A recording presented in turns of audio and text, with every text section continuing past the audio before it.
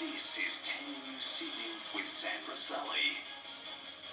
Good evening. First tonight, pressure is mounting on the Police Commissioner and the Premier in the wake of Monday night's violent chaos at Town Hall that's now been seen around the world. With claims of brutality, calls are now growing for an independent inquiry, including from within the government into those police actions. While officers and protesters squared off again last night, one teenager arrested. Their actions facing scrutiny after the violence that spread across the city, officers stood guard outside the Sydney Police Centre, at the ready if the protest escalated beyond verbal sprays. But after detaining dozens on Monday night by measures now very much in the spotlight, just an 18-year-old with a torch was locked up this time.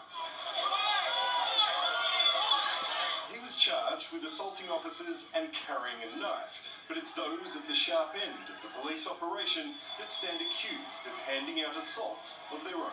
It is now time for the Premier to join the call for genuine accountability. Resisting calls for a Law Enforcement Conduct Commission review, Chris Minns and the Police Commissioner maintained that short social media clips lack context, such as these repeated punches caught on camera. We will allege that that person was biting a police officer and their actions were responsible and required to actually free the officer's hand. But it's a drop in the ocean amid a sea of concerning images, say those that were there. To not believe the evidence that we are seeing rolling in the public arena. Tomorrow, the Greens will again challenge the contentious major event laws in Parliament. The draconian anti-protest laws that we have in this state that are causing a great deal of this violence to come out and spill out into our streets. Violence that was sparked when protesters tried to march here to an empty Parliament House on Monday night. What unfolded on the streets instead could now see the Premier face a fight within his own ranks. I believe, Mr. Speaker, that I have broad parliamentary Labor Party support for the changes that we've implemented in the wake of December the 14th. Muslim men dragged by police while praying outraged community and parliamentary members alike. Minister Jihad Dib said it shouldn't have happened and took the deep concerns of his community direct to Chris Minns. It shouldn't be up to Jihad Dib to liaise with the Muslim community right now in terms of the actions of those police officers. The Premier, the Minister, the Commissioner of Police need to have a hard look at that particular instance and acknowledge that a mistake was made and apologise. Chris Camp, 10 News.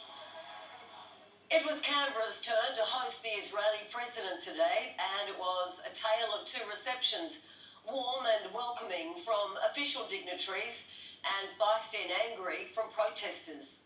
But there were also some incredibly touching personal moments for Isaac Herzog, stepping in the footsteps of his own father 40 years ago. In the nation's capital, two lawns not far from each other, but massively divided. One filled with anger over the Israeli president's arrival in Canberra. The other full of pomp and formality, as Isaac Herzog was given a ceremonial welcome to Government House. Alongside the Prime Minister, he met with the Governor-General, Sam Mostyn, and the opposition leader, Susan Lee. Conditions perfect for an inspection of the guard. He was given a 21-gun salute as snipers manned the rooftops.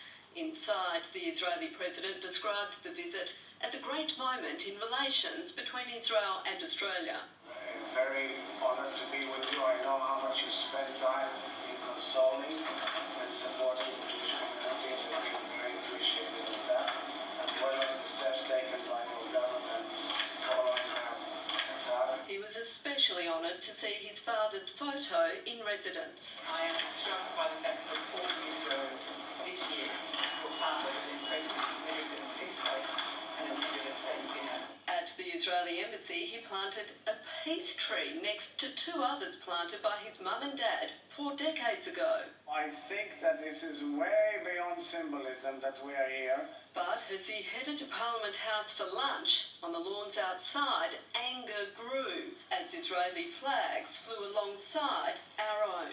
Your house, the people's house, is flying the flags of a rogue genocidal state. I'm protesting about the visit of Herzog, who's basically a war criminal. He signed the bonds and he supported the war against the citizens of Palestine. Inside, the Prime Minister publicly thanked him as both looked to the future. You've provided comfort to the Jewish Australian community. Thank you, Prime Minister.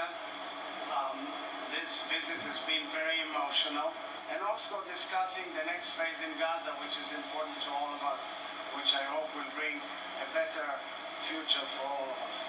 Ali Donaldson, 10 News. It has been a day full